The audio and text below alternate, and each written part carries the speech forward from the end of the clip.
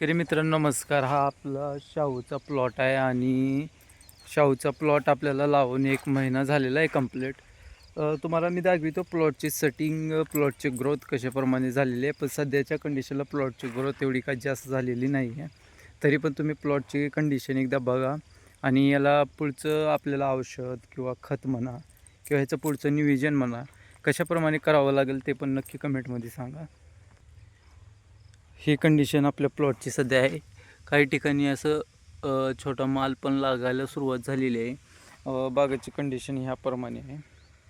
परंतु शेतकरी मित्रांनो, मागं काही दिवसापूर्वी आपलं असं झालं की आपलं एकच बोर चालू आहे आणि त्या बोरची मोटर खराब झाल्यामुळे काही दिवस बागाला पाण्यासाठी थोडंसं म्हणजे ताण पडलेलं होतं पाण्यासाठी.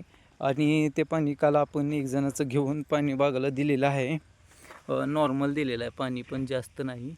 आज आपली मोटर पण आलेली आहे बनवून. आता सध्या बनवून मोटर घेऊन आलो आहे मी आणि मेकॅनिक पण आलेले आहेत. थोड्या वेळात मोटर सोडायचं काम पण आपलं स्टार्ट होणार आहे.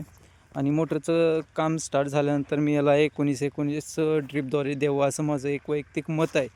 परंतु मला यामधलं जास्त काही फार अनुभव नाही, कारण आपण शाहू हा प्लॉट पहिल्या वेळेसच लावलेला आहे. फुटवा पण चांगला करत आहे प्लॉट, आपण बघा या व्हिडिओमध्ये. आणि याच्या पुढे म्हणजे बागाची सेटिंग एवढी काय खास मला वाटत नाही. परंतु जर याच्यात काय कमी जास्त दिसत असेल तुम्हाला तर नक्की पुढे आपण यासाठी काय वापरावं लागेल किंवा याचं नियोजन कशाप्रमाणे आपल्याला करावं लागेल हे कमेंटमध्ये नक्की कळवा, जेणेकरून मला पण सोपं होईल, तुमची एक हेल्प होईल.